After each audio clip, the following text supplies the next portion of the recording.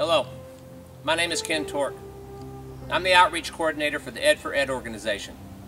Ed4Ed stands for Education for Educators. We are a group of volunteer advocates who are dedicated to raising awareness of the deadly activities that our children are facing every day. Everyone here at Ed4Ed has been affected in one way or another by some of these activities. As most of you know, our society has become one of instant information. With the use of the internet, cell phones, and social networking sites such as Facebook, Twitter, and YouTube, we are connected in ways that defy imagination. And we are constantly being faced with challenges and dangers from all directions. As soon as we face one hazard, there seems to be two more just waiting to strike. Today we have the opportunity to learn of a quiet yet deadly hazard that is indiscriminate in nature and global in scale. It's an activity that has taken the lives of young people everywhere at an ever-increasing rate. I personally know all too well the reality of the dangerous activity called the choking game. You see, on March 30th, 2009, I learned firsthand just how deadly this game is when it took the life of my son Kevin at the very young age of 15. I'd like to take a few moments and share with you part of our journey and what we at Ed4Ed are doing to help keep your kids safe. So it's Kevin's birthday. Kevin's birthday. No, you're in this end, Kevin. All the presents are. I'm surrounded by presents. You two are surrounded by presents. So happy birthday to you. No, actually, it's Happy birthday to you. Can somebody sing along with me, please? Happy birthday to you. Happy birthday to you. Happy birthday, dear Bob. Happy birthday to you. We've got a party on the way. Stay on the line with me, okay? My mother called and she didn't answer it. So I was wondering what Okay. Alright, go ahead and get him flat on his back on the floor. I can give you CPR instructions, okay? Help me, I'm only 11 years old and I'm so scared. Okay. Do you want to do CPR? I can give you instructions over the phone. I can help you with that. Is there no adults there? No. Oh my God. Whoever became finger. I was looking for help. There's a rope around his neck. Okay, loosen. I'm going to try to untie it. Okay. Very tight. Okay. Loosen it if you can, okay? Okay. Is there anyone else in the house? Hello? Hello?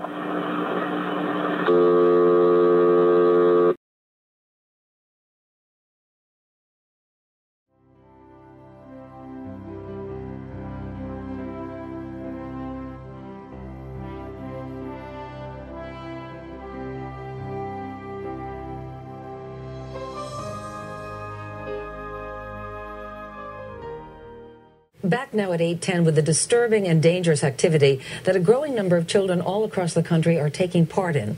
Some call it the choking game, some call it pass out. But as NBC's Lee Cowan explains, it's not a game at all, and it can have deadly consequences.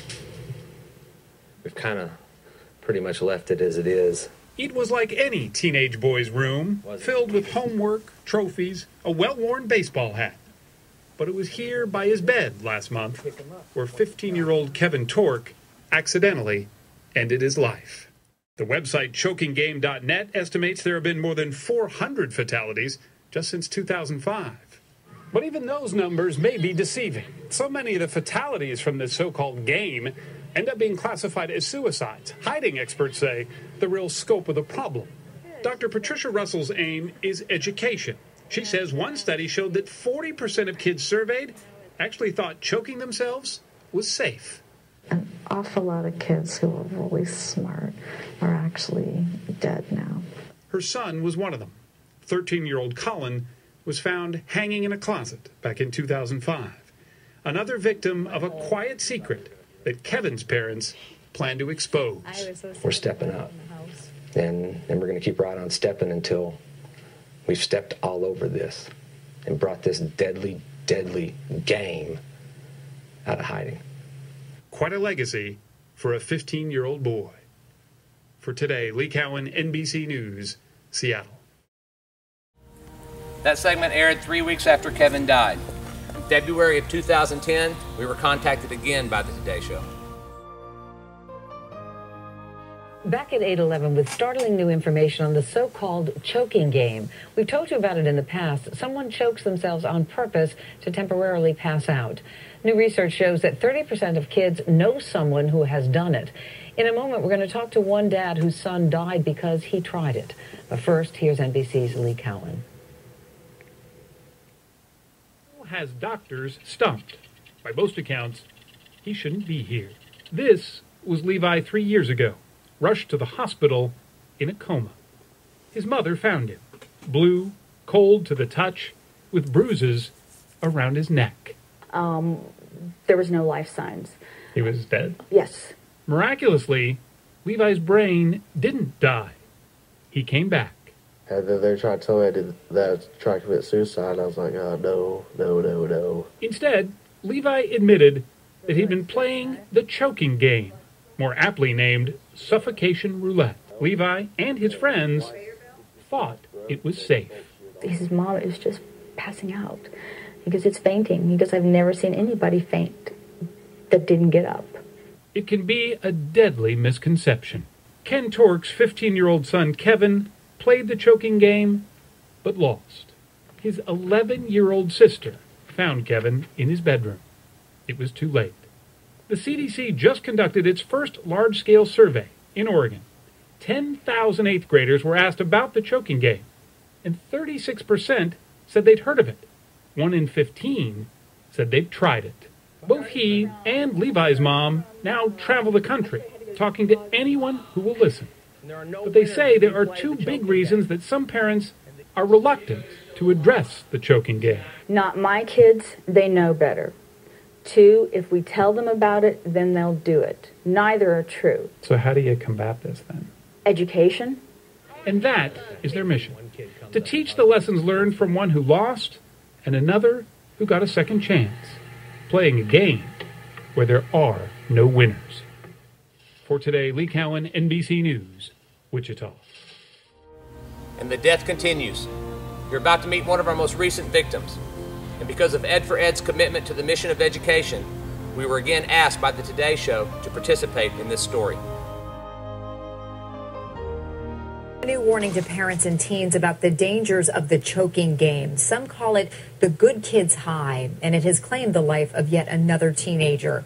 Now her parents want to make sure other parents can recognize the warning signs before it's too late. Here's NBC's Lee Cowan. The visitation for 13-year-old Paige Click was another in a long line of sad goodbyes for otherwise good kids. Teens who experimented with what they thought was a harmless high, but instead ended up the victim of a gruesome gamble. I talked to her about drugs and I talked to her about alcohol, but I never talked to her about any type of choking herself off to get high. I've never even heard of it. YouTube is full of videos of teens trying it in groups, but Paige did it alone. I walked back in there and I saw her hanging, and she was blue. Because most are reported as suicides, there are no hard numbers of just how many kids the activity claims. But the Centers for Disease Control says that nearly a third of the teens it recently questioned knew someone who had tried the choking game, and nearly 6% had tried it themselves. Until we finally hit that tipping point where everybody realizes that, this is an epidemic. Every community is going to have to sacrifice a child. Ken Tork has made it his mission to warn kids and parents of the dangers, and gets plenty of emails thanking him for trying. Many kids at my school, my friends, admitted to playing this game. If we stop one, just one, then we've made a difference. As many as 1,000 kids die in the United States. It's resonating. This PSA, by kids for kids, reminds them 3 minutes without air is all it takes. Not fun. Is it worth dying for? For Paige, those 3 minutes left her brain starved for oxygen and her family alone. A game with stakes that high is no game at all. For today, Lee Cowan, NBC News, Los Angeles. Awareness is growing, and no one has fought harder against the choking game than NBC's Today Show. But other media outlets have also featured this deadly activity. It has been shown on Oprah, Dr. Phil, Dateline, Inside Edition, and this very powerful story on Dr. Oz. As a parent or grandparent, you probably haven't heard of it, and chances are neither has your doctor. It's a game your child could be playing under your roof right now, without your knowledge, and it's deadly. It goes by many exotic names: Rush, Purple Dragon, Space Monkey, Funky Chicken, Cloud 9. But it's best known as the choking game. Is your child playing? Take a look. Your child does well in school, sports. He doesn't drink or do drugs. He's happy. Then one day, you find your child dead in his room, a makeshift noose around his neck. The initial autopsy report, suicide, but that doesn't make sense. And then, as the shock fades, you begin to remember. The knotted scarves and ties in your child's room, a belt hanging from the doorknob. Maybe your child complained of headaches, his eyes bloodshot. These can all be the signs of a deadly adolescent practice known as the choking game, which can be played alone or with other kids. The point is to suffocate on purpose. By tying a noose or placing hands around the neck, blood flow is blocked to the brain. After a few seconds, the child feels momentarily lightheaded. When the neck is released, blood floods the brain, creating a sense of euphoria, a natural, legal high. Except this feeling is actually the brain dying. And so are our kids. The CDC reported 2 years ago that at least 82 children have died since 1995 as a result of playing that choking game. But some estimates put the number as high as 1,000 every year. And the danger may be spreading virally over the internet. One study found 65 videos of the choking game posted in just an 11-day period. The star of Dr. G, medical examiner, knows firsthand what happens to kids who tempt fate. It happens very quickly. You can pass out from just occluding your carotids in, several seconds, but anything much more than that, you'll start having seizures relatively quickly. It's just such a senseless death. Joining us now is core team Oz member and star of Discovery Health's Dr. G, medical examiner, Dr. G. Thank you. You have victims passing through your morgue all the time. You see these cases. When did you start to notice the increasing number of cases just like we're talking about today? It's interesting. This game has been around for years, hundreds of years. People in parties together choke each other out to get that feeling of high. But has had a resurgence in the past maybe 5 to 10 years. And with that resurgence, we've seen kids come in dead because they're doing it alone and they're doing it with ligatures, and that's very deadly. Just to be clear for everybody, these are not sexual practices. No, no, no. This is done to get a high. Right. These are kids. These are young kids just trying to get a cheap high. Right. So we have a dummy in front of us, reflective of what a cadaveric study might look like. And I want you to, if you could, walk us through what you'd be looking for if there was a victim of the choking game. How could you tell the fact that that's what the child died from? These are young kids. They shouldn't have anything wrong with them. And the autopsy tends to be a negative, except for the head and neck region. We'll sometimes see this ligature mark. Oftentimes we'll just see slight bruising. It'll tend to be horizontal. With suicides, they tend to have more of a inverted V because you're suspending. It looks like this, actually. It's an image that reflects what you see differently. Right. With the choking game, we tend to see more of the horizontal. They're using nooses that they just can't, they pass out before they let that noose loose. And so consequently, it stays tight and they die. The following videos are actual footage teens placed online for public viewing. Kids are misled about the risk they take by engaging in these practices. Kids think twitching is because they're dreaming. The victim is probably seized. They think it's just like fainting. They are wrong.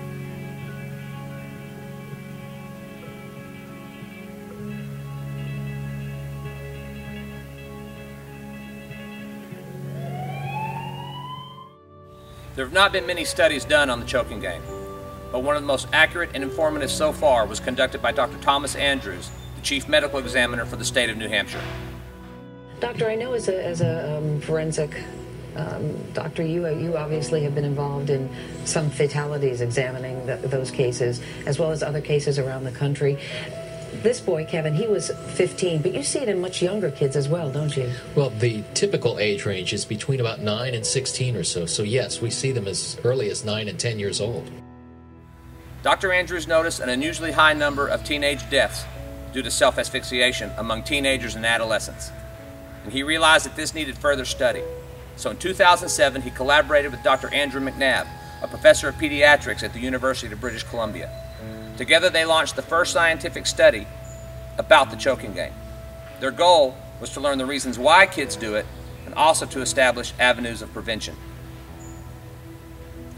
Their study involved a school-based questionnaire of 8th to 12th graders in high schools and middle schools in Ontario and Texas.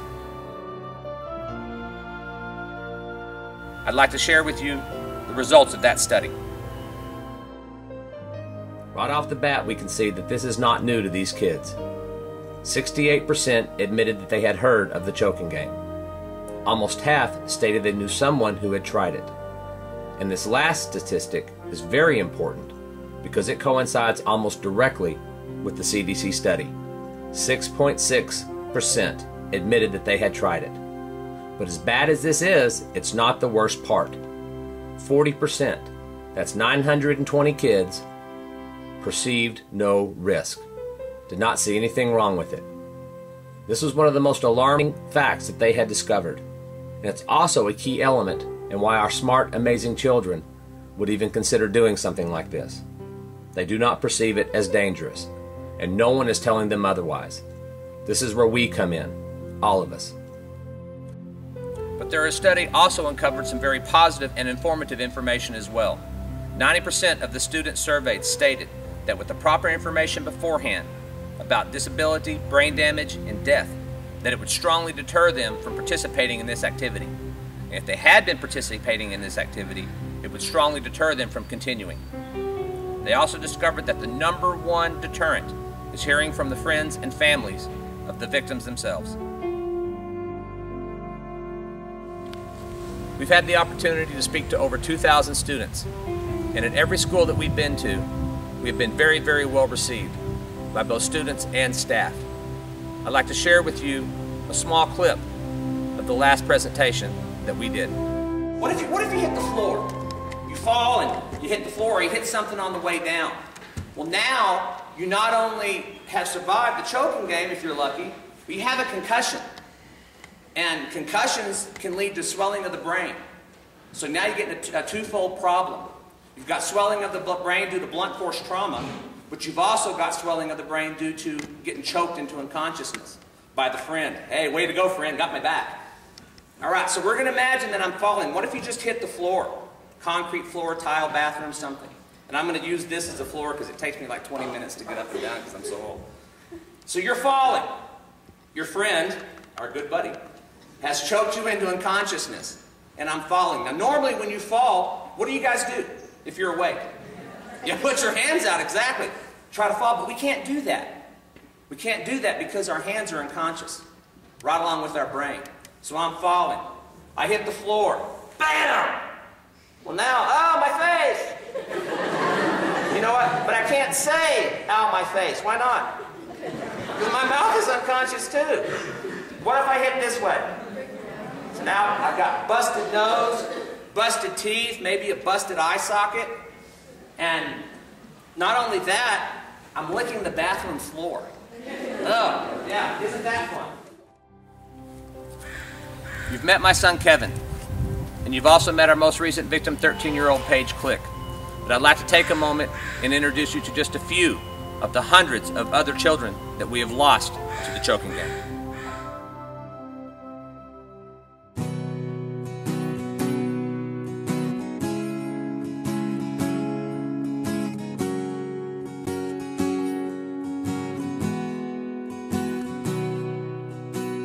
My life's changing for better or for worse. I'm running the path, I'm living God's words. shadows in front of me, it's blurry behind, but I'll keep following that broken white line. Wait a while, eternity, I've got a whole lot of fight left in me. I may not make it, but I am not done. My will is strong, but my songs are not yet sung.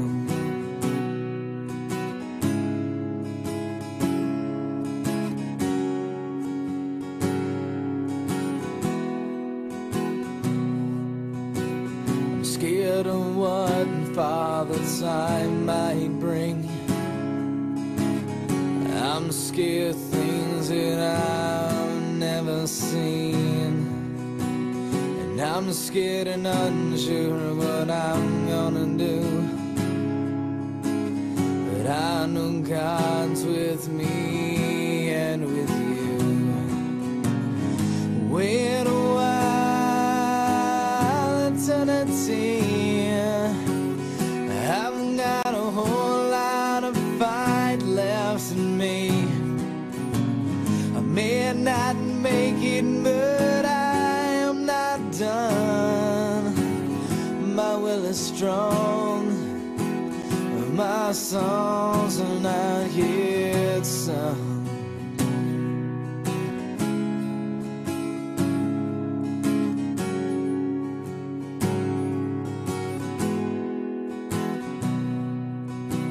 I don't want fortune, I don't want fame. I just want people to remember my name. Someone who made some good in this place. Someone who finished the race. Wait a while, eternity, I've got a whole lot of fight left in me. I may not make it, but I am not done. My will is strong, but my songs are not yet sung. So wait a while, eternity, I've got a whole lot of fight left in me.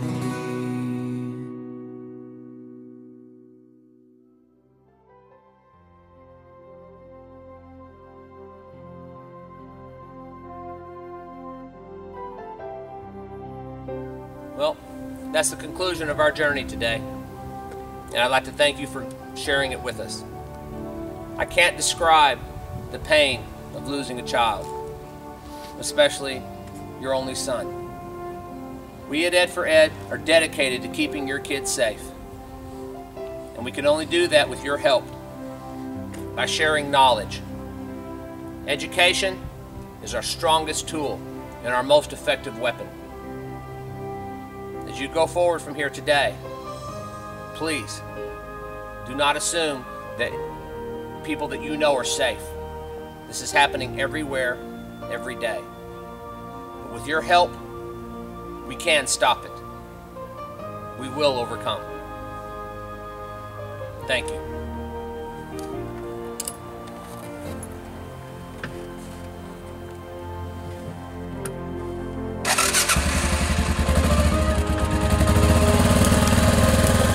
My dad got us 2 4-wheelers last October.